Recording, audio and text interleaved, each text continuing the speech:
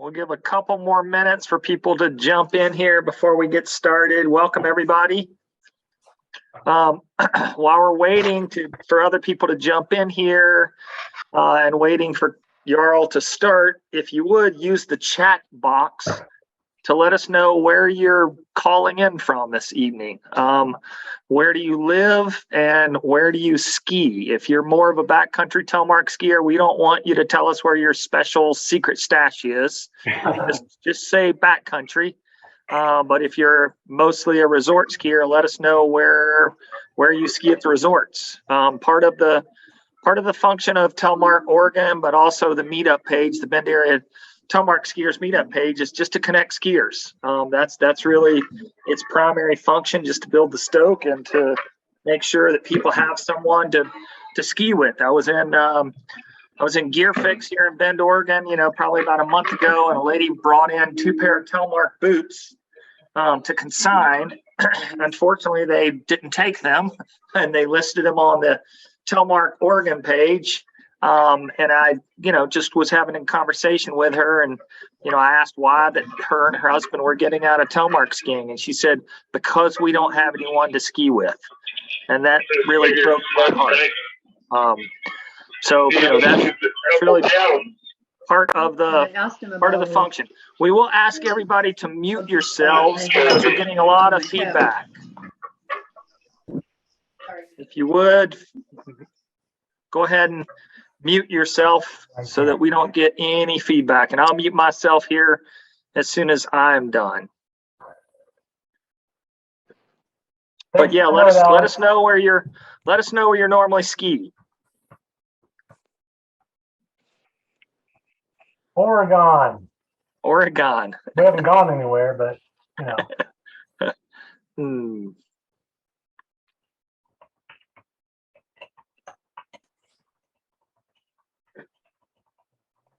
Hoodoo.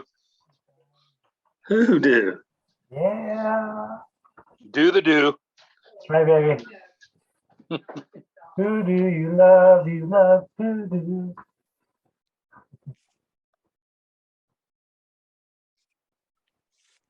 Roger, it's awesome to see you here. Super stoked. You'll get a call out later in this thing, so for sure. All right, we'll give one more minute. I've got 7:01. We'll give one more minute. I'm sure there'll be some other people that jump in, but we want to try to get started more or less on time and give Jarl the time that he needs to walk us through some history, which I'm certainly looking forward to.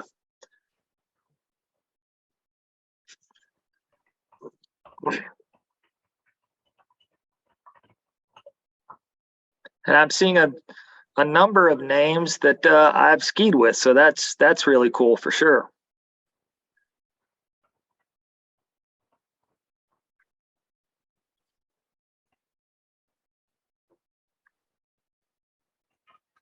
And then there's more Bend folks for sure, which is awesome. Yeah, not overly surprising. Right, We have a pretty good Telly tribe here for sure. That's good. Is Peyton actually driving a snowcat? Yeah. He does drive a snowcat. Looks like he's doing it right now. That's awesome. He is a groomer. He's a groomer at Mount Bachelor, so he very well might. He told me he was going to be in the groomer this evening, so that's cool. That's awesome. Maybe we'll get him to give us a little tour of the groomer. Totally. That'd be rad. I like it. Okay, without further ado, we'll get this party started. First and foremost, a huge thanks to Jarl for jumping in and being willing to do this. I'm Woody Keene. I am the curator, creator, whatever you want to call it, master of ceremonies of Telemark Oregon. I started that Facebook group about, I guess, maybe 2+ years ago now. Again, just trying to connect other skiers with other skiers. That's really, it's, and fuel the stoke. Without question, we certainly hit a peak at some point in time. I was not involved. I had an early start to telemarking and then had a big chunk of missing years. And I think I missed the biggest years. And now we're, we're not where we used to be in terms of our numbers, but by no stretch of the imagination is Telemark dead. I don't go skiing a single day at Mount Bachelor. I bumped into, my normal crew today. I bumped into, and then we bumped into a couple of other tele skiers, and so telemarking is not dead. I mean, it certainly isn't. It's harder to find demo gear. It's harder to find rentals. It's harder to find, a bigger tribe that we once were. A lot of people, came into telemarking that really, came from the Alpine side, and they wanted access to the backcountry, but they were Alpine skiers. And as soon as, AT gear became available, even lighter in a lot of ways, even a lighter weight than Telemark gear, they kind of resonated back into the AT, and it's just kind of us hardcores that, have stuck around, but, we're small but mighty is the way that I like to think about it. So a little bit about Jarl. I asked him some specific questions, trying to get some history on him, and he unfortunately didn't answer those, but I did listen to the podcast today, so I'm going to call out some things. And I know a little bit.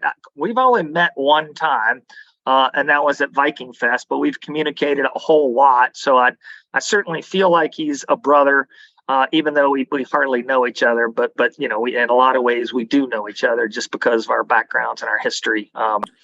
But he grew up in a ski shop, and there's not, I don't think there's a lot of people that can say that, but he literally grew up in a ski shop.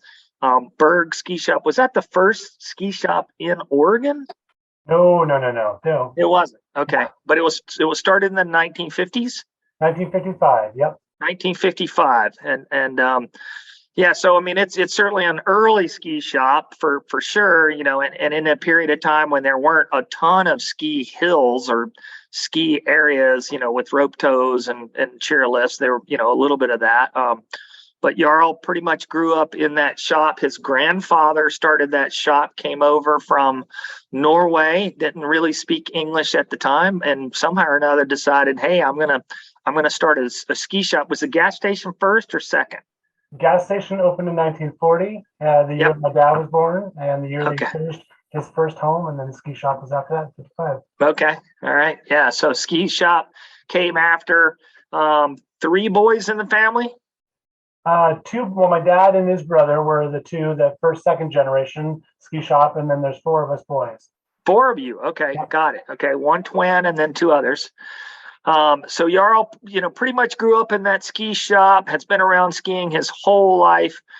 He developed the Telemark Festival that was at Hoodoo for, I think, about 13 years. Does that sound about right? Yep. And then that sort of morphed into something a little bit different, a little bit less of a focus on telemarking, but he did run it as a telemark only festival for 13 years. It took a little bit of a hiatus and is now back more or less, but with a new name now called the Viking Fest. But I went last year, had an absolutely wonderful time. It was by far the biggest gathering of telemark skiers that we have had in this state for a very, very long time. We probably had, 75, 80 skiers. We had demo gear from Rise of Telemark. I know Serge is on the meeting this evening. Welcome, Serge. We appreciate what you do, because that's a really, really important aspect, as well as being able to demo gear. That's a real treat, and it's harder to do. So, so Jarl, is continuing with the Viking Fest. Looking forward to that happening again in March this year.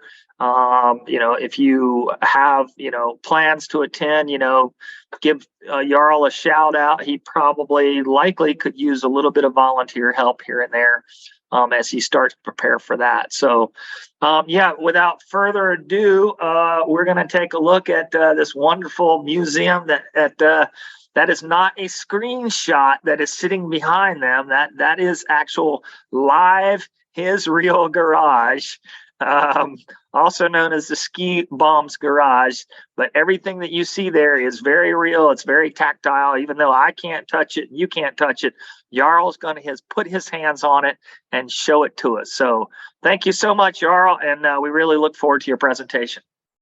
All right.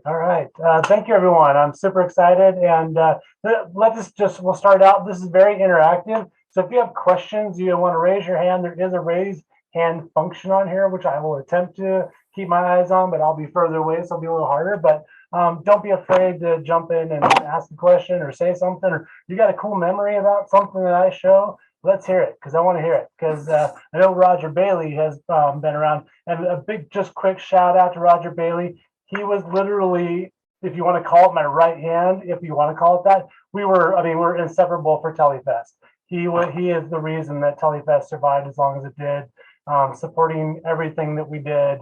He was a big part of that. So huge shout out to Roger Bailey, Telly Roger, that's in the middle for me. But so yeah, super awesome. But we'll get into that later. Yeah, so I guess first a quick little about me, and then we'll get into the why I got into telemark skiing, and then that will get into the history of telemark. When you hit it, I'm born and raised in the ski industry. I love the ski industry. I love skiing. I love playing on snow. It's something I've always done. Thankfully, even though I was, we'll call it, forced into the business, I loved every minute of it. I loved what I got to do for customers, helping them enjoy skiing as much as I do. So it's really been a pleasure to be a part of the industry for as long as I have, and to continually be a part of the industry even now. Even though I had a few years out, I'm back in again, doing what I love and what I was born and bred literally to do. So it's been really great. So it's fun to be able to come here and meet with you guys tonight and just talk about telegear, because it's changed so much in the last, we'll call it 150 years, just to put a number on it. But it's really neat to see all the progression that's happened through the years. Love it, hate it, love NTN, hate NTN, love 75mm, hate 75mm, whatever, we all have our own opinions on the gear itself. But in the end, it's about having fun and having a good time, I hope, for everyone, and not about what gear you're on, really, other than making telly turns, of course. But that's another story. We're all in a good company on this group, so on that front. How did Jarl Berg become a telemark skier is probably the funnest part of it all, because being born and raised in the ski industry, my dad, we've gone to a ski demo, which we always did every year.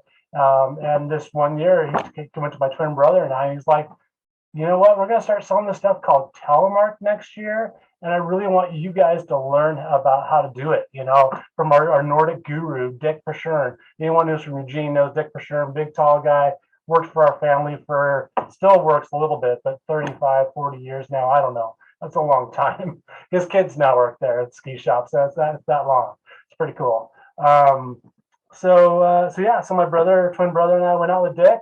We went and grabbed. So this is a really special memory for me. Anyone who knows the old Black Diamond and Scarpa rep from back in the 90s and 2000s, Mike Kurlish, my dear old friend Mike Kurlish, who passed on, but he handed me my first telly boots at the demo, and literally changed my life forever. We ended up becoming really good friends, and I used to stay at his house when I was in Salt Lake for the ski shows, and he'd stay here when he came here. And that's, I want to cry, because he was a good special person. I've got here, I'll show you, because this is fun.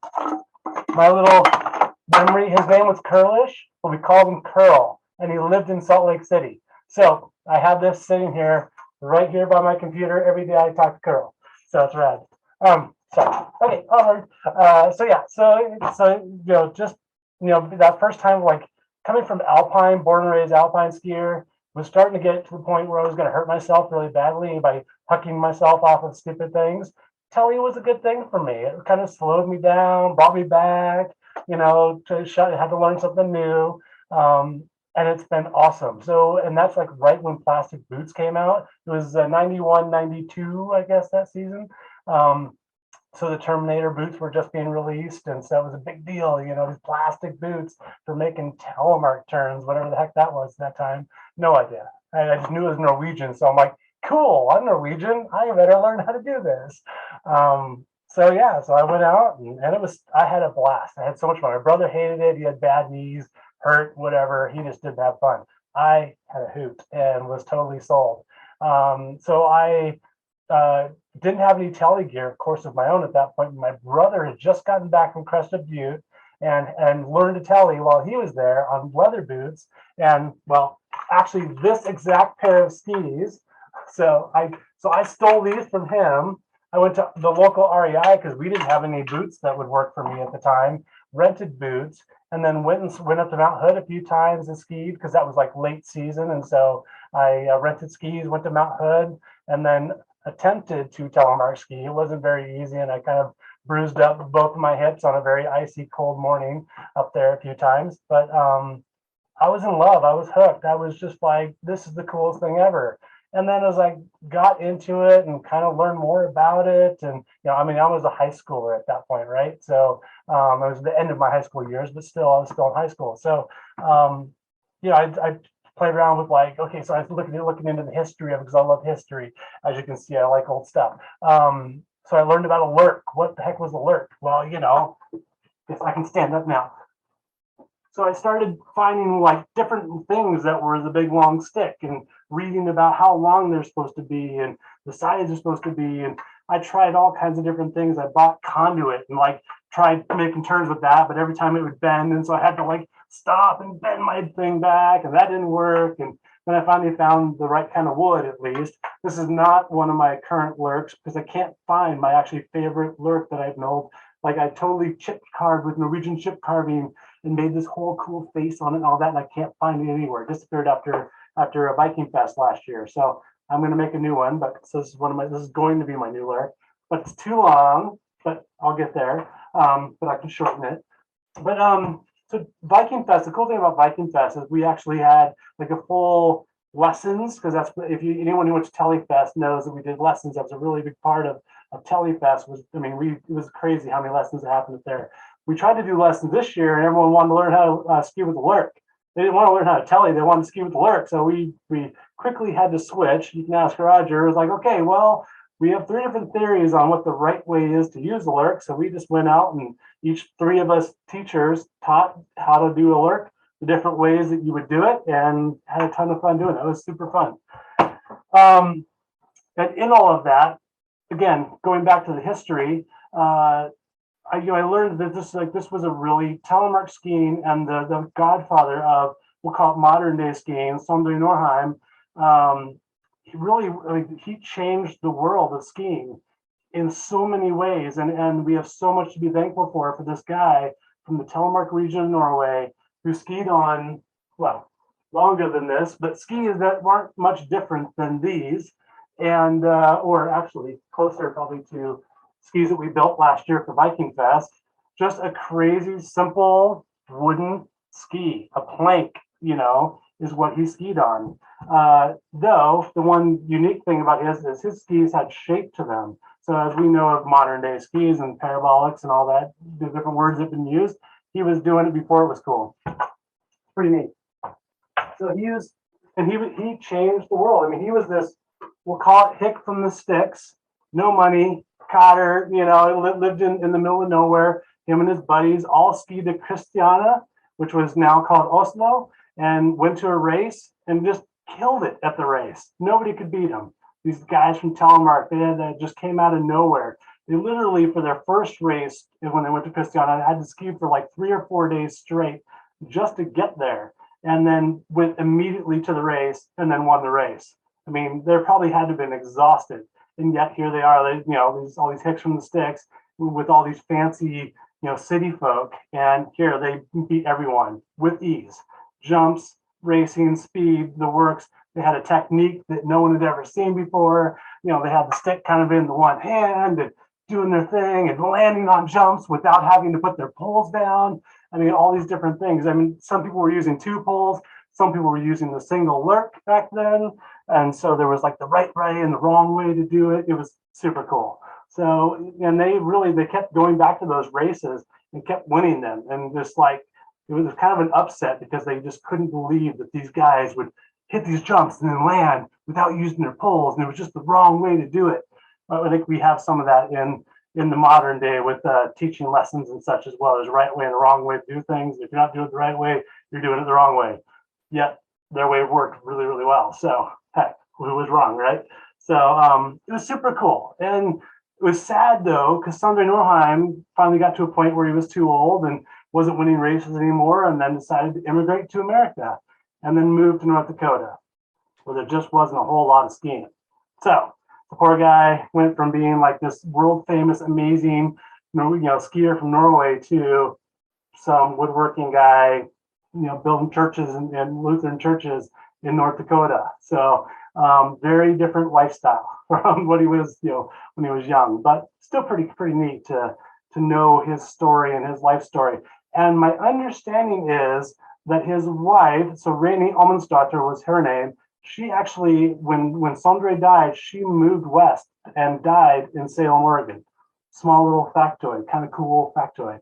I still have not found her gravestone. I've been talking to, I'm a member of the Sons of Norway. I was the vice president for a few years, and I've talked to all the club members trying to like dig up any sort of information I can get. Nobody knows anything. They haven't even heard of her. So, yeah, what are you gonna do, right? So, coming back to Sondre did some things differently, and it's pretty cool because what he did then kind of applies to what we do now when it comes to equipment. He did it differently, right? He wanted more drive into a ski. He wanted to power those skis. So he was able to take, instead of just having the little toe bail over the toe, he actually put binding around the back of the boot as well. So you could actually drive the ski easier and push the ski. So when you drop down into that telemark turn, it actually made the ski turn, put it up on edge, like we're so used to now, and making that one big long ski when you're making turns. He was able to make that ski get up on edge better because he has to have more control over it.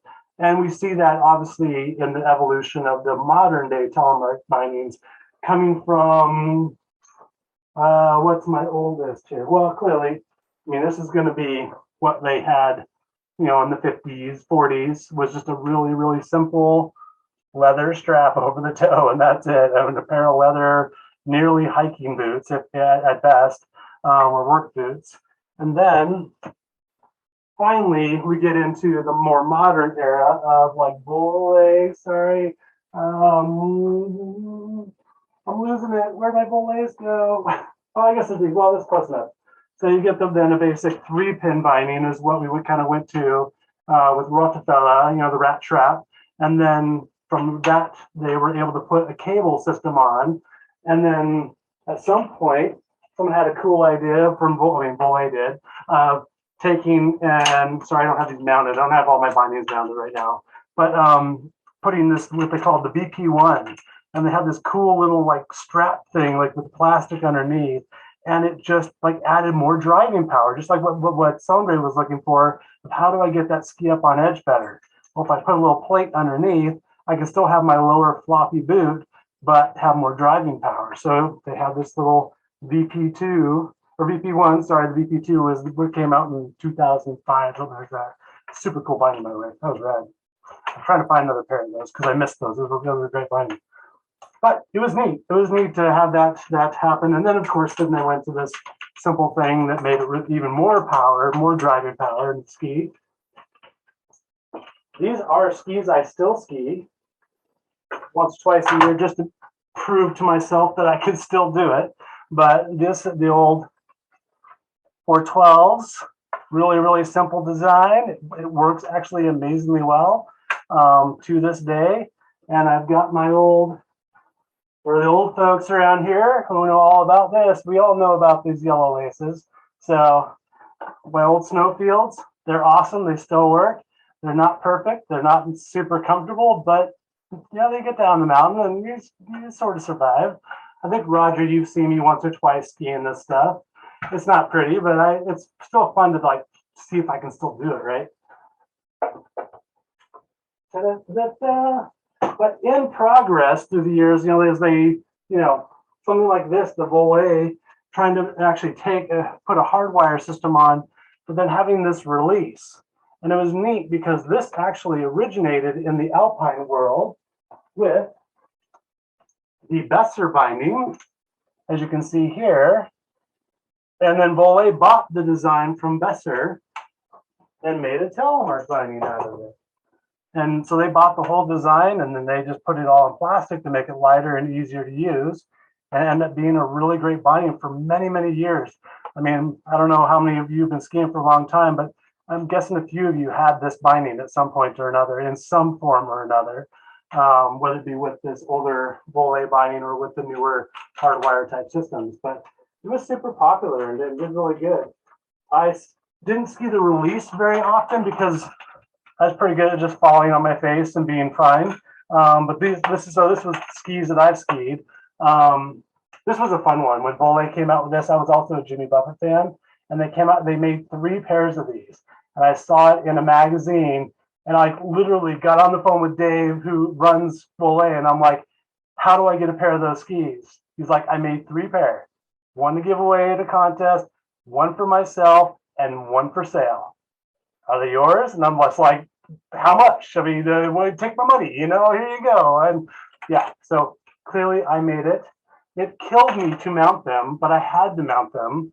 I mainly mounted these, silly enough, for the Telelizard race in Mount Ashland, because they were doing that, and there was like a theme, and my theme was going to be Jimmy Buffett stuff, parrot head style, and so I mounted them. But then I did get Glenn Flake to sign them, as you can see right there. So, now they're going to be that for life. The goal is to get Jimmy Buffett to sign the other one, but I don't think that's ever going to happen. But don't give up hope, right? You never know. But talking about progress, hello. Don't mind me, as everything falls down and everyone dies. This was a really cool binding that came out, but it was too much money, and the first round of almost every single one of them broke. So we had these at the Pre-Hill Frenzy at Willamette Pass is where these first were, like where I first saw these and got to ski them. And it was a really cool concept, but it looked like an alpine binding until you lift your heel, of course. But it had a full-on angulating, everything worked, everything was solid. You just popped in. Honestly, I'm surprised that NTN didn't pick up this concept when they decided to come out with NTN, because this would have worked really, really well. Because there are people that are still skiing this concept, and it has like a sliding AFD in the back for release, so it actually has a really nice releasable binding. And it's a Norwegian brand. It was Skyaway was the company, and Black Diamond was the one who sold them. It was super cool. I mean, it's like stupid, silly little progress things, right? But I think it retailed for like $550. So at the time, that was a lot of money compared to like $200 for a binding. So it just didn't sell. It didn't do well. I think I sold like 3 pair to customers, and that was it. So super fun. So can I get a show of hands? How many people are skiing NTN? 4, 5. How many people are skiing 75 millimeter?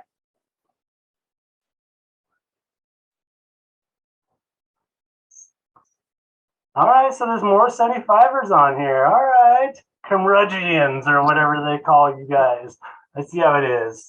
Well, what's cool about it is it works, doesn't it? Both systems work. Are you all having fun?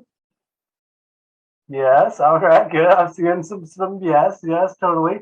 So I know for myself, silly little thing. So how many people were on the Telemark forum with Mitch and Tim back in the day? I got one here. Roger Bailey was not. All right. Well, so I went up to a demo for the WSRA demo up at Mission Ridge, and NTN was just released. So this binding here, the first year's model of this binding came out, and we all skied it, and we all hated it for the most part. We're like, it's junk. It doesn't work. It was very stiff, and the way the reps didn't know how to adjust it. And I think everything had been adjusted really, really tight. And it was like the stiffest tubes and all this stuff. Like there was a million reasons. So I don't know if anyone who knows who the comm skis doing, Nils Larsen, who went to China and has done all the research on the history of skiing and thinks that actually skiing came from Asia, not from Scandinavia. It's total hypocrisy. He's a horrible person. Don't ever listen to him. But he and I were skiing together at that demo, and we both tried it, and we're like, this is junk. So, of course, I went on the ski forum, and I'm like, okay, here's my review of the new Rodapella system. it's horrible. Don't buy it. Da, da, da, I just like, no, it's junk. Well, I get a call from Mitch like the next day, and he's like, dude, you really need to just get a pair. I'm like, no, it was horrible. Why would I? I'm happy with what I got. I got Volley hardwires and my VP2s at that time, and I don't need that. And he's like, just trust me, do it. That night, I had a dream. And it was a horrible dream for anyone who's like true hardcore telly skiers. Like, close your ears right now. Had the idea of taking telly on the front and then taking this exact binding, Dynafit heel on the back, and marrying the two. So you can alpine, you can telly, you can climb. I called it the Frankentelly. So anyone who was on the Telemark skier forum, you probably remember Frankentelly. I'm that guy. I'm the jerk who did it. So it was rad. It was super rad. I literally got up that morning and ordered everything. I was like, I gotta try this. It's the stupidest thing ever, but I gotta try it. I gotta know if it'll work. And I spent 3 stupid years on that stuff, messing around with it, adjusting the height, adjusting this, the mounting points, everything you could think of. I broke, I don't know how many Dynafit heels I broke, because I like jumps too, so that's another problem. And so they have these little, not on this pair, but they have these little tongues here, and I kept snapping them off. I'd hit a jump, hit a landing, crack, oh, not another one, over and over again. So then the G3 Onyx binding came out, and that was like the dream come true, because it totally just slid back and forth, had a nice flat platform to it. It was rad. But honestly, I never locked my heel down other than just for fun. So it really was just for concept, and I had a ton of fun doing it. It was silly. I mean, and I don't know, it was entertaining in my world.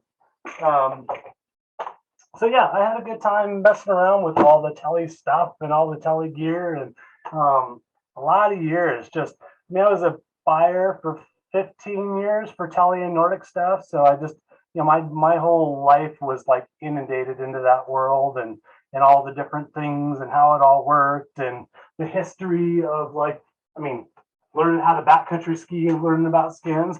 Anyone know, and you might have to unmute for this, where the word skins come from? Anybody? Animals. Animals. There we go. So Sealskin, wasn't it? Yeah. Sealskin right there. So Yeah. It's soft going this way, but then rough going that way, and that's exactly where it came from, was actual skins. In Asia, they used horsehair, so that's where the crazy guy Nils his stuff comes from. They used the leg hair from horses. So when a horse would die, they would use every part they could. Well, they used the horse hair, the legs hair to put on the bottoms of skis. So this is how they used to do it, was making skins. Pretty cool.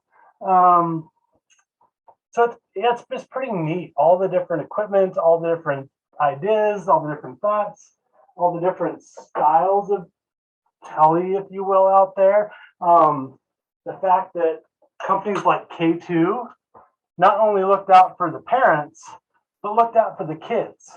So they made a sweet twin tip for kids. This was my son's skis. He skied telly for 1.5, 2 years. So it was fun. I mean, he didn't make a whole lot of telly turns because he was 7, 8, 9 years old. But it was still super fun when he did. And he had a good time watching me do it. And then he would try and do it. And my wife even tellies now too, even though she's born and raised very much Alpine in Germany. So she's gotten into it as well. So it's been a full family ordeal for all of us to be on telly and skiing together. And again, Roger Bailey can attest to that, because he and I have made a lot of turns together. Roger Bailey has been the guy who has taught me a lot about how to make a proper telly turn. I was kind of a wacky, crazy, all over the place, I lean into my turns, and he's really tried to quiet me down, at least my upper body. And another person that used to scream at me, tits to the lodge all the time. It was a woman, so she could say that. So I had some really good people take me under their wing and teach me along the way, because again, I had no clue. I had an interesting experience. I don't know if anyone used to read Off Piste, the magazine that Dave Wag put together, but I wrote an article back in 2010 about my experience of going to going to Mount Hood for one of their ski camps in the summer with Shelly and learn to telemark ski. And I had a really great day with Petra, who was an awesome Swedish woman who, Petra Hilleberg, if you ever heard of Hilleberg Tents, she was my instructor for a day. So and she's the president of Hilleberg USA. Her parents own the company. And then her, what is kind of ironic, her now husband, I had a day with him, and it started off from Telemark is a place in Norway. It's not a religion. It's not a turn. It's not a this. It's not a that. I mean, he's a very strong Alpine guy. So you could just tell. And then I was on NTN, and he was like, "Sorry, but you can't make a Telemark turn on that equipment." And I'm just like, I mean, it's Telemark gear, dude. I'm from Norway. Well, how can I not make a Telemark turn on this? And that's pretty much how the whole day went. So it was horrible. What was cool about that is that it really made me go back to my roots and go, why do I do this? Why do I spend so much? Because at that point, my life was telly. I mean, it's always been skiing. It's always been playing on snow, but it wasn't like, I don't know. I just like it, Roger knows better than most because we spent so much time together. But I loved telemark skiing. I loved the history. I loved the stories behind it. I loved all of the things about it. But I had to go, really, why do I do this? This guy really put me in a weird funk of really going heart to heart. Why am I a telemark skier? What does that even mean to be a telemark skier? And so thankfully, I've got a really crazy cousin in Norway who we've talked about it for years of we're going to go to the Telemark region. We're going to go where Sondre was born and raised, and we're going to just go spend some time there, just go check it out. And oh my gosh, it was Mecca. It was going to heaven for any Telemark skier. It was just, going to the museum and going through the whole place and all the stuff they have set up of how his workshop was set up, how he made the skis, which is what they really helped inspire us making our own skis, which was super cool. And then we went to his house, which I don't know how many people in this group have been to his house before, but you literally walk up to the little sign and there's keys hanging on the thing. And then you grab a key and then you walk up there and you unlock the doors to the house and you go inside and look around. There's nobody there. It's the weirdest thing ever. But it's super cool because you just can spend time up there. And when we were up there, absolutely nobody was there. So just me and my cousin being total nerds about telly. He was a Norwegian telemark instructor, and so it was perfect. I mean, we were total geeks. It was cool. But we just hung out there and just soaked in the environment of where telemark was born and just looking around the mountains around you and the hills around you. And if you're sitting at the top of where his house is, you can the stories you hear of him jumping off the roof of where the cow barn was and then landing and then smacking the cows on their butt as he's skiing down. You can see that in your head. You can feel it it's happening right there at that moment. It's super cool. I highly recommend it. Trust me, you'll be happy you do it. So, but that moment, being there, I mean, obviously with my cousin was really special too. But it was really neat to spend that time and just find out what is telemark to me. And to me, it is. I mean, it's not a religion, but it is something that speaks to my heart, and it speaks to when I drop into a telly turn. You just feel the mountain, you feel the energy, you feel every little bump as you're in that turn and dropping in, and you feel the edges dropping and turning and grabbing, and it's just the whole thing is just super awesome. And if you don't ski with the lurk, I highly recommend it. You're going to understand there's another next level to telly. If you haven't skied with the lurk, you'll understand what that means when you do it, because it's just stinking awesome. It's horrible on your form, ask Roger Bailey, but it's super fun. Roger, I'm sorry. I know it looks horrible when I tell you with the lurk, but I love doing it. So, but it's totally, you're in the wrong balance, I guess, if you will. Right, Raj? You can say something. It's all good. No, I'm gonna type. What I'm gonna put in the chat is there is no perfect turn. Whoever finishes the day with the biggest smile made the best turns all day long. I agree with that. I totally agree with that. It's fun, but it is super fun to watch Roger ski because he obviously does it right, and I don't. But it's super rad to watch him because he's just got beautiful turns. But I said, will there be lessons at Viking Fest this year? Of course. Well, I don't know. Are you going to be there, Raj? I'm gonna be there, but tomorrow is my first day on my new hip, so we'll have to see how the next month goes. Oh my gosh, boy, yeah. Speaking of, I had one of those. Obviously not a new hip, but when I was skiing last year, last day of the year, dropped into a hard turn on really rough terrain, and something in my, well, I know what it was muscles, tore in my knee, like basically right at the top of my knee. And I felt this like screaming pain and screaming heat and I literally was dropped down into a deep turn. My wife was behind me. I stood up and I skied right down to our trailer. I did the best I could to take my skis off, and I hobbled down to our trailer and right to first aid. And oh my gosh, that was the scariest thing ever. Anyone who's been hurt and understands that, oh my gosh, it was just one of those moments of like, I'm done skiing for the rest of my life. This is done. It's over. I'm not going to be able to do this anymore. So that was not a fun event, by the way. And so it's been interesting getting back on skis this winter and testing things out and seeing how it feels. Still not 100%, but we're getting there. So little by little. Questions? Anyone have questions or thoughts or concerns or ideas? Or Sergey, I gotta say, man, I do want to say that it's you. Oh my gosh, showing up at Viking Fest last year with all that gear was so amazing. I mean, anyone's been to Telefest, you know what demos do for the event, or people trying the event, trying Tele for the very first time. I mean, it's everything.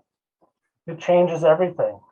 Thank you. Appreciate that. And I actually, I'm gonna bring a lot more stuff this year.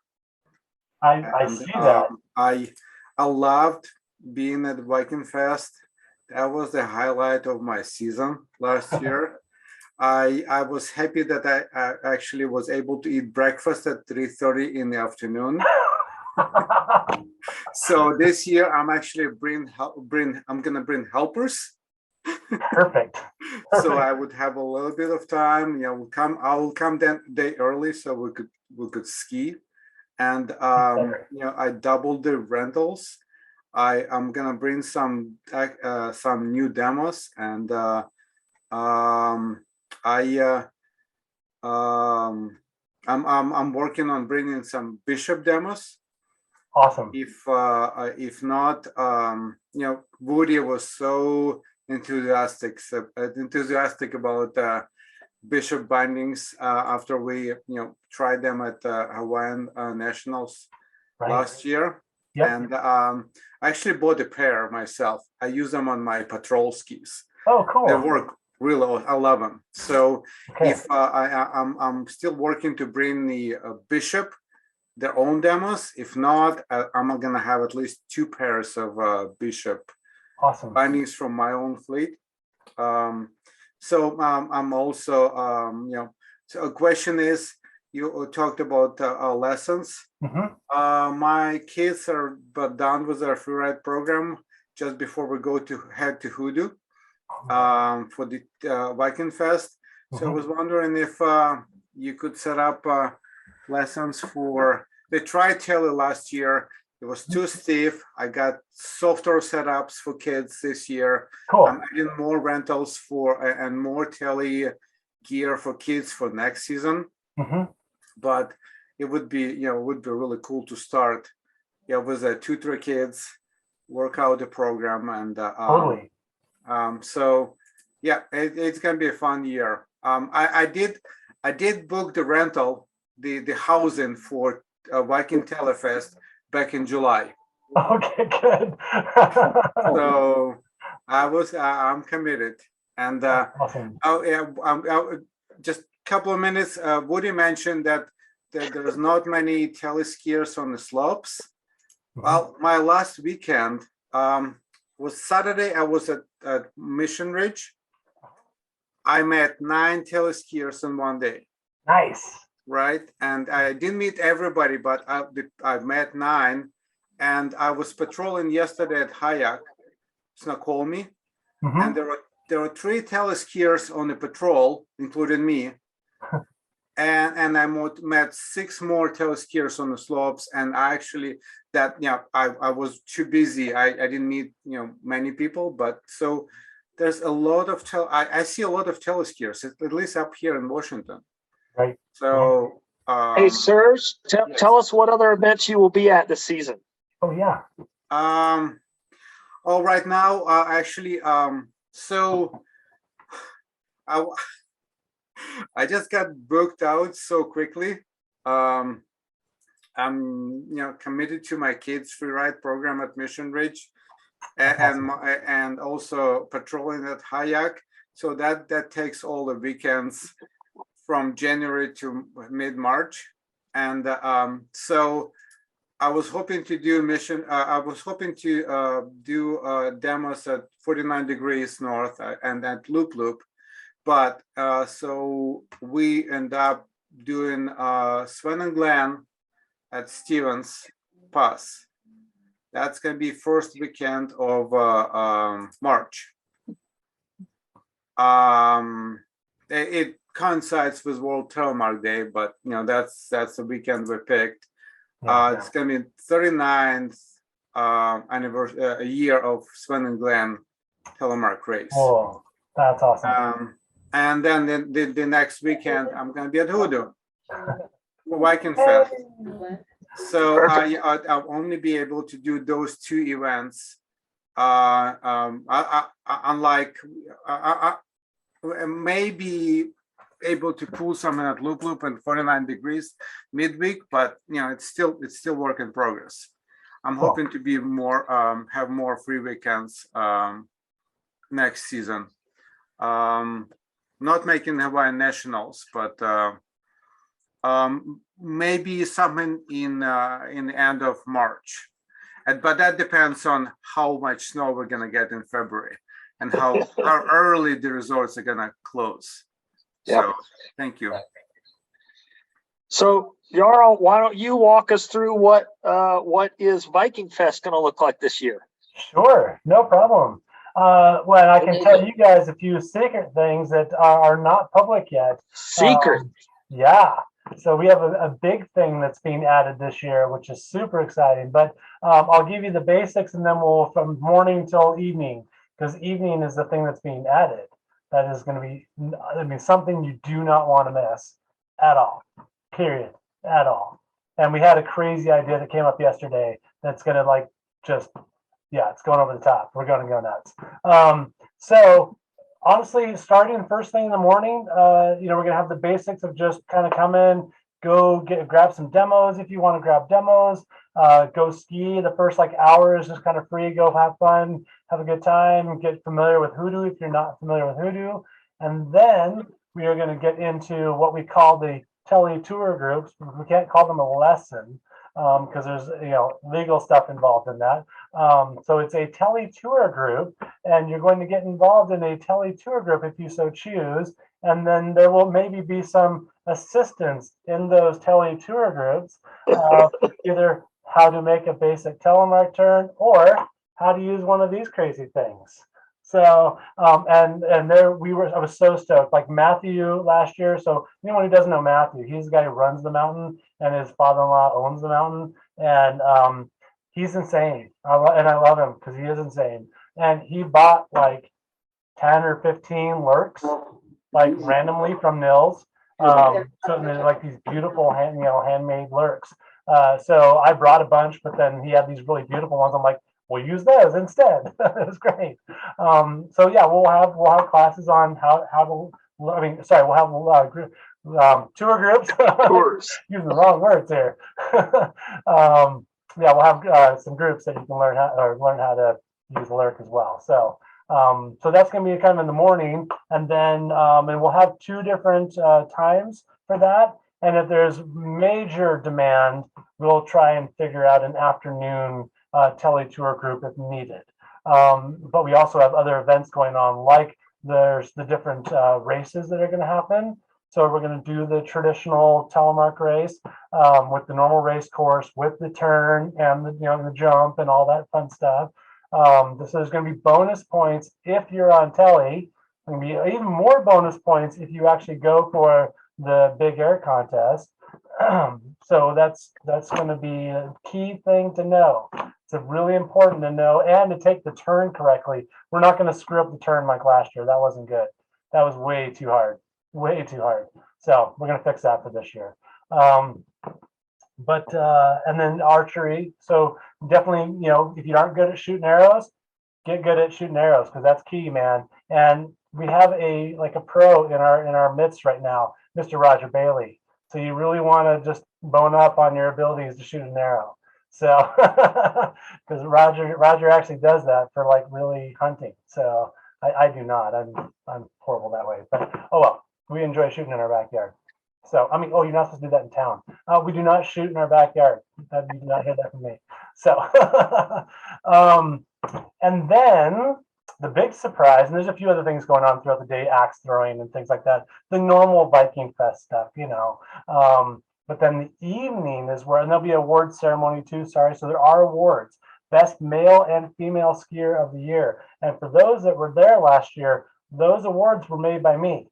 They were handmade. So they were, and I was honestly pretty proud of those things. I was pretty stoked how they turned out. So I'm excited to, I'm working through what I want to do this year, something similar, or try and up the ante a little bit. I don't know, we'll see. But then for the evening, that's going to be the fun part. So we are going to have a tour out by Tiki Torch out to a fire pit at where, if anyone's been to Hoodoo and been cross-country skiing on the trails, we're going to ski out to the shooting range where the biathlon happens. And there's going to be a fire pit out there, and we're going to be serving mead. So it's going to be a very Viking-inspired event in so many ways for that nighttime. And I am super excited for that. So we're working with Viking Braggot here in Eugene, Oregon to get mead from, and it's going to be a super, super fun event. So, and there's lots of other things throughout the day. The ski factory will have the skis. We are trying to get a few more skis built so people can actually take the wooden skis out and try them out. And the long-term goal, I don't have the bandwidth to do it, but I would really like to do a Birkebeiner race at some point, or at least a condensed Birkebeiner race. And if anyone who knows what that is, it's skiing with the weight of a baby on your front on wooden skis. And then you do, it's a really long, the real Birkebeiner is very long. We're not going to do it. Yeah, there you go. The Birkebeiner is right there. All right. So they're rescuing the king by skis, 2 Vikings and King Haakon. So it's a cool story. If you have never heard about the Birkebeiners and what they did to save the king, it's a pretty neat story. You have to unmute us. So yeah, it's going to be a really, really fun day. I'm super excited and thankful. And yes, as Woody alluded to, I'm always looking for volunteers. I think many hands make light work. People that volunteer, I really try and max be an hour and a half time of commitment, but I'm really trying to keep it to an hour commitment. We have simple stuff of just who wants to help at the archery range? Who wants to? I already have 2 people signed up for for being the big air contest people, so they're going to be the judges for that. But it's just there's people, we need help with load in, help with load out, and you earn a lift ticket out of the deal, so you don't have to pay for your lift ticket for the day if you volunteer a little time. So I'm going to work with my wife, who's a really smart person and a school teacher, to figure out a good sign-up system, and then I'll publish that, and then maybe Woody, you can help me with getting it out to the group. And so, but I really want to make it simple this year and fun, and so everyone has a good time. When is it? March 11th. I know that years ago, seriously was the most fun I had last year. Well, it was neat with Telefest. We got to a point where, and Roger can definitely attest to this, of they're like, Jarl, everything's set up, everything's ready. We have volunteer leads for everything that needs to be done. Go ski. Because I would literally ski 2 runs in the whole entire day, one to the top of the race course and then back down, and then maybe one more to the top of the race course to help out with something. And there was only 1 year that I had to ski because people came in late to get a lesson, and there was no one else left, and there was like, I think we had 19 teachers at that year and like 125 lessons, and there were 2 people showed up late, and I'm like, well, I guess I could take you out, because everyone else was already out, and it was like everything was running. So like, all right, I guess we're gonna do this. But yeah, so it's a group effort for sure to make it an awesome event. So I always appreciate the help for sure. Can I ask a history question? Yeah, of course. Okay, originally teleskis had a hole drilled near the tip, and I've only heard one good explanation for that. So what was the purpose of that? You're talking about Yes, Yeah. yes.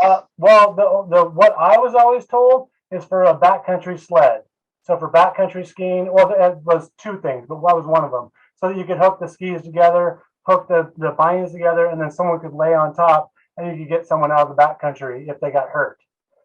And then the other thing was for like Abbey stuff. You can actually fit a rope through there. You could just put the ski in the ground and then use it for belay and things like that if you needed to.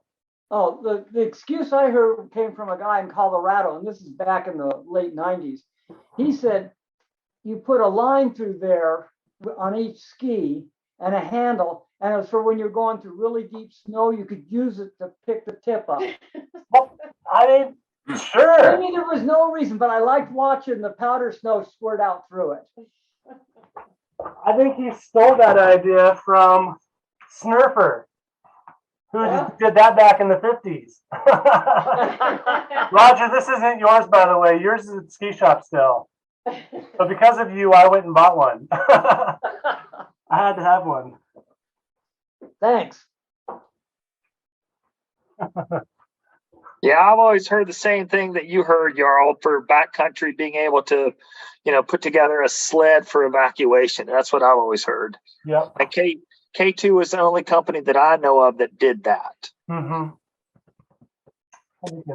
Those don't have it. It's like the first AT ski ever made, but that doesn't have holes in the tip. So I got all kinds of weird stuff. I've got the hole on mine, on my K2s. Oh yeah. I mean, yeah, because even these had them. The World Peace had them. Yeah, I got the same color skis. Yeah. Yeah.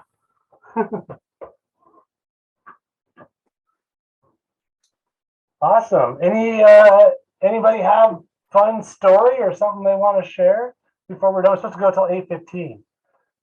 I want to hear stories. I shared a lot. I want to hear other people's stories. I just wanted to, you mentioned Sundry, Great book. the book. So it's really great book, great history. For sure. Well, and talking about books. Well, books, and if no one's read this book, it covers Sandre, but it also covers a lot of other people. And on Amazon, you can buy this used now, like brand new. It's like 80 to 100 bucks. But I was able to get a copy for like 20 bucks the other day for somebody. So it's a really, really great book. But of course, Steve Barnett, downhill cross-country skiing. It's another one of the greats that inspired the latest version of what Telly turned into. So I guess I've got more than one copy of that. And then Paul Parker, of course. Paul Parker was the guy who made this boot right here. This is 100% Paul Parker's design and concept. And I personally have got to talk to him a few times in person about this boot when it first came out. And it's amazing how much detail he went into to create this boot and all the little things and, where the materials went and how it was all injected. And it's amazing the amount of detail that went into this boot. It was pretty awesome. And now it's obviously under the Scott name, but it's the exact same boot. And it's cool. I mean, he really spent some time on this thing. So it's neat to know how much went into this and design. Is Scott in the process of killing that boot? I think everyone's in the process of trying to kill the sport. Let's be honest. They're trying, but the problem is it won't die. So like we just keep pushing and pushing and pushing. And as long as people keep buying new gear, then they have a reason to keep making this stuff. As long as they're not losing money on it, that's the key for them, right? So. And I can tell you that it's not gonna die because I've been meeting since I started the whole rise of Telemark thing. Yep. I've been meeting a lot more kids under 25, 30-year-olds that are excited about Telemark. They're ripping Tele, and because they're done with Spark, they're done with the trees. They need more challenges, so they move to Tele. And I've put together a team this year, and out of 7 people, Buck and I are the only ones over 50. Everybody else is 35 to 25. So the new generation is coming. And like I said, I keep meeting a lot Telemark people on the hills. And there's a lot of interest from what I know firsthand, because like I was in town on Sunday. I'm in town today again, but on Sunday I had 6 people rent telegear for a weekend, for a week, or for a season. Awesome. Just one day. It happened to be the only day I was in town, but still, for me, January is the beginning of the season for tele rentals. So there's a lot of interest. It's not gonna die. So I was up, I don't know, about a week ago, and I ran into and skied with her for a while. This 20-year-old who had just picked it up this year and was doing phenomenally, and she was digging it. I mean, and she was 20 and skiing NTN stuff. That's awesome. It's interesting how people I talk to sometimes, alpine skiers, think that Tele is something new, like newer than alpine, where I tell them it's the other way around. Mm-hmm. The heel piece, I think, wasn't invented like until the 30s, 40s. Is that about right? Yeah, totally. I got a whole heck of a lot of freeheel gear on that wall over there. Yeah. Even though they may have not been doing a Telemark turn, it was still a freeheel binding. Yeah, exactly. They still used the freeheel concept, at least on the flats and rolling hill. They still had to kick and glide a little bit, and that's cool. What? And I just looked. So I'm one of the admins on the Telemark skiing forum on Facebook, and right now we're sitting at 15,952 people on there. And I remember not too long ago it was around 10,000. So, and I'm one of the people who is like, I'm the gatekeeper for letting people in, and and I'm really particular about that. So I'm making sure that people interested in Tele or Tele skiers coming in the door. So they're not trying to sell ugly T-shirts or who knows what. They're scams people, and that group is growing every single day. So it seems like it grew 1,000 since I joined maybe about 2 months ago. Yeah. Oh, easily. Yeah. I mean, I'm accepting at least 15 to 20 people a day easily, and I'm not the only person doing that job. So I know that other people that are other parts of the day are doing it when I'm not. So it's cool. I joined that group when 3 years ago there was 6,000 members, and now it's over 13, maybe 14. Yeah, we're at 15.9. 15. There you go. Crazy. And that was all started because of Mitch and Big Tim. And Brian wanted to bring back the Tele forum, but just bring it to Facebook. And so he's like, I'm going to start a Facebook group. Do you want to join? I'm like, sure, why not? And it's been so cool. I mean, it's been so cool. It's been a lot of fun. If I may mention, I don't know how you guys feel about PSIA, but I've got a lot of, actually, I've had a great clinics with PSA people. I'm not an instructor, just registered with PSAA and taking advantage of their $100 clinics for the whole day. Oh, wow. That's like, it's a bargain. Totally. So this year, they are trying to get a clinic, Mhm. intermediate to advanced tele clinic, Yeah. probably around Snoqualmie. Mhm. And so if anybody is interested, please reach out to me via just Google up for Rise of Telemark and just send me a message because we are trying to get, I think there's already 4 or 5 people interested, just trying to set the date. There's no specific date, just trying to work out something that works for everybody. We just need 6, 7 people to make it happen. And those are awesome, because you get for just over $100. Well, you do have to have like $120 annual membership, but for just over $100 or so, you get if you don't have a ticket or pass for the resort, the event is happening, you get a free ticket and a whole day clinic. And Awesome. so outside of whatever PSA and NSP stigmas, those are really good. Yeah, the people that run it, that's usually on Oregon side, that Greg Dixon. Yep. Up in Washington, that's Dave Rowe. And they are really great instructors. They're very passionate. Ask Roger. He's PSIA level 3, right? You? Serge, I have a question for you. Uh-huh. Are you a ski school that can offer clinics? And if you offer that clinic and people who are non-members attend your clinic? I am not a ski school, but I'm thinking about probably, well, trouble is, would be happy to offer that. It's the insurance that is not really something feasible. A ski school has to have insurance coverage. I cannot afford that at this point. So when you're bringing up this clinic that you're sharing with folks, do they have to be a member of PSIA in order to attend the clinic, or can they attend as a non-member? The clinic I mentioned is a PSIA clinic, so they have to. I think it's $120 annual membership, and somewhere around $100 for the clinic itself. But if you attend 1 or 2 clinics, it is an all-day event.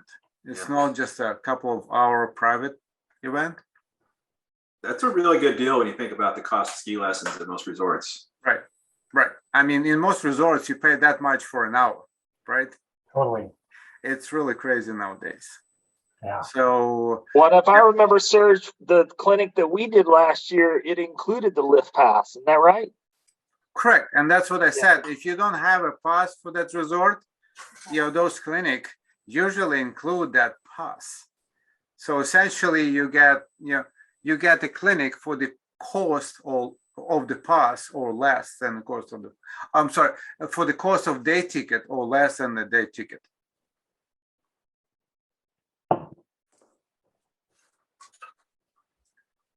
All right. I know I'm like the last resort at Hoodoo. Whenever they need a tele teacher and everyone else is gone, they call me to step in. It's fun.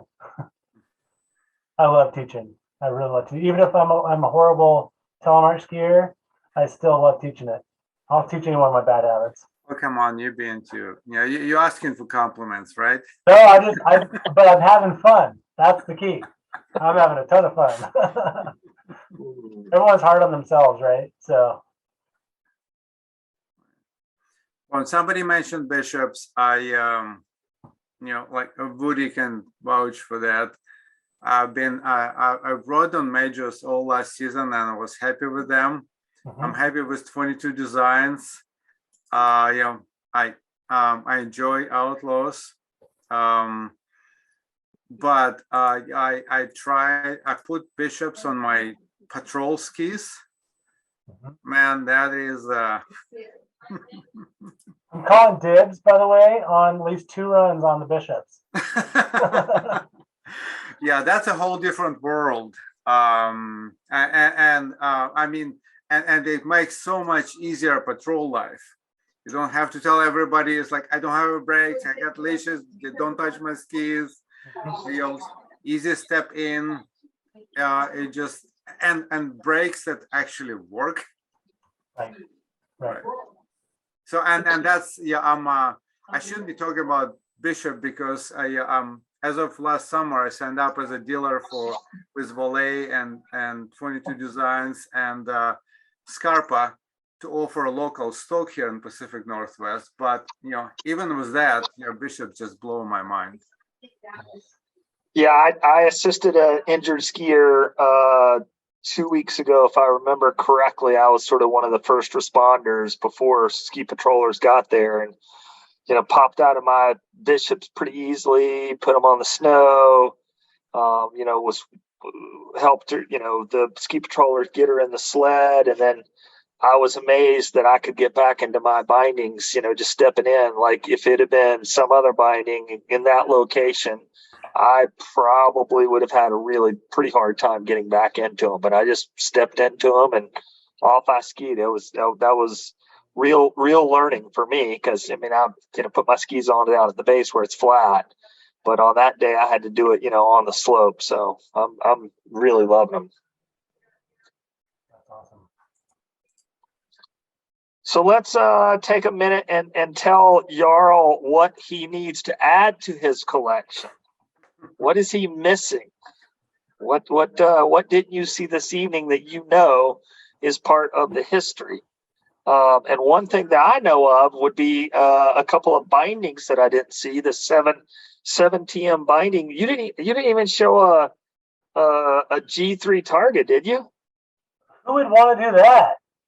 Well, from what I know, it's the best-selling binding that the Tele world has ever seen. So I sold so many of those things. It's not even funny how many I sold of those stupid things. And I still regret have 'em. every one of them now, but that's all right. No, I mean, for the time, it was an incredible binding. It really was. And I mean, no joke. It was. Changed the Tele world in so many ways. I don't think I ski a single day that I don't see a G3 binding out there. Like every single time, I saw one today. No, I mean, I had 30 pairs, 40 pairs on demo skis or rental skis at the ski shop for years. I mean, it was the binding. Totally. More often than not, when I'm out skiing, one of the better skiers on the mountain that I see on any given day is on G3 targets. Like that's a given. Must not be me. But I like them. So what did you have show and tell for us there, Jarl? Oh, this was the 7TM that you were talking about. Yeah. And then I just got these bindings when I was in Germany. Someone in Italy sent them to my house in Germany, and then I got them at Christmas time. So I finally got my Lincolns, Norwegian Lincolns. Now, I don't know that one at all. Yeah, it was a cool step-in binding, full Tele, but I mean, metal plate binding. Yeah. It was a cool concept. I never got to ski a pair. Never even mounted a pair for a customer, amazingly. But I read about them on the ski forums. So I've always wanted a pair just to like see them and touch. So I buy a lot of stuff because I just want to understand it and know more about it. And so that's why I get stuff like this, because I want to know more about it and how it was built. And I'm not an engineer by any means or at all, but I just love like understanding it. So it's cool. Very cool. And I have a pair of TRP 100s over here. So that was like the first real releasable, like DIN standard releasable binding for Tele. Heavy as heck, but it was a cool idea for people that really had bad knee problems. Like that was the savior right there. So a pair of Chili's on top of the TRP 100s and boom. And you know how old they are by I still have, because I've mounted a few pairs in the years, a VHS tape on how to mount them. They've been around that long. Can you play that tape? No. And you can see how skinny the brakes are. I mean, you know, it was old school, baby. But they worked. I mean, it just worked. So.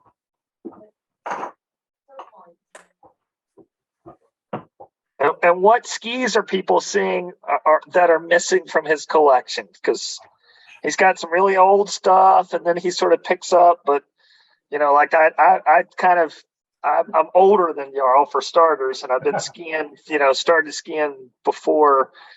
Yeah, so there's definitely some skis that I know that even Mr. Jarl, our historian, didn't know, like truckers. Jarl did not know truckers. That was my first ski. Phoenix. Yeah. Phoenix. Oh yeah, I remember Totally. Phoenixes. Yep, I remember those. Evolutions was another ski that I skied for a long time.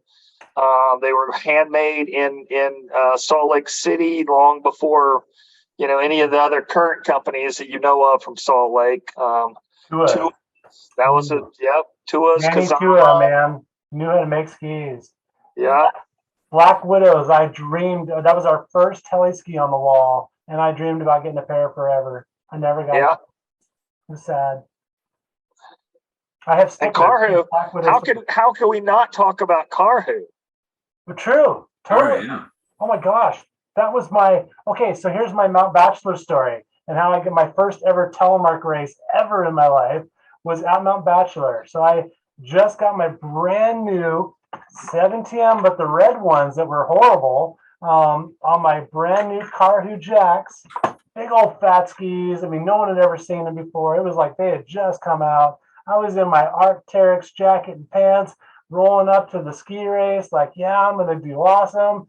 And then I get in line, and here's all these guys in like downhill race suits, stacked bindings, race stock skis. I'm like, what the hell is this? No idea what I was getting myself into. No clue. I needless to say, didn't win that race that day. Not at all. Which is pretty much my whole telemark ski racing history. Because I don't know if I've ever won a telemark race. I've only won the Big Air contest, and I've won a few of those at Mount Ashland. Oh, E99s for sure. Oh yeah, E99s. I sold a lot of those. Yep. And someone else said the super comps. I don't own a pair of super comps. Did anyone else? Did anyone else learn on those Merrill super comps? That was the transition. That opened up Telly to me. Samantha, nice. That's so rad. I just bought a pair of Merrill super comps. You did? That's so cool. The cool. purple ones. Yeah. So rad. Which I'm using for touring. I like it as a touring boot. It's a great touring boot. For sure. Oh, guess what I'm bringing to the Telefest? I'm bringing 2 pairs of Scotty Bobs. Scotty Bobs. Awesome. Did you end up buying that one pair, the 185s? I bought one brand new, and I have one from a friend of mine that was custom made for him, and the has about 15 millimeters camber. Oh my gosh! Wow. They were custom made with the guy asked to make get the top sheet as ugly as possible so they would not be stolen at the ski resort. So awesome. Scott used ugly green Christmas wrapping paper. No way. Oh, I like the sound of that. They look ugly. Perfect. So there will be 2 pairs of those. That's awesome. If anyone's never skied a pair of Scotty Bobs, they're actually super awesome. They are like what I would consider a true telemark ski. The way they're built, the way when you drop into a turn, they just work. They're so nice. I almost bought that pair of 185s. I was so close. So close. I hope you can try them again. There's about 4 of those on there though. Oh, there is right now. Yeah. Dude, I did not need to hear that. Yeah. You did not need to tell me that. Come on, man. He No, said Scotty that- Bob is not making skis, but he still has a few that he's selling on eBay. Right. But he is not making them. He Okay. just got some in his garage that he's selling off slowly. So, Yeah. and he said there's when they're gone, they're gone. Yeah. Right. They're gone for Dang. good. I may have to buy a pair. That's They are beautiful skis. They are. They really are. Yeah. I've got a pair of the Ski Logics, and they're beautiful skis. The Ullr's Chariots. I usually only ski them at Telefest now or Viking Fest now because they look so rad. But okay. Well, any last minute comments or questions for Mr. Jarl before we close down for the evening? Hearing none, big applause. Thank you, everyone. Thank you so much, Jarl. Thank you. That was and really, thanks really cool. everybody for showing up this evening.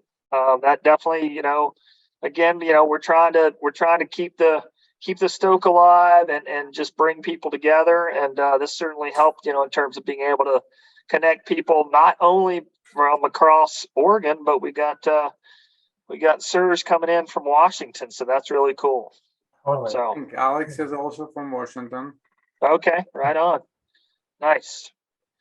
Yeah, well, thank you very much, Jarl, and Sure. everybody keep posting onto the Telemark Oregon page. If you are out skiing, get a couple photos, and let's keep spreading Telemark.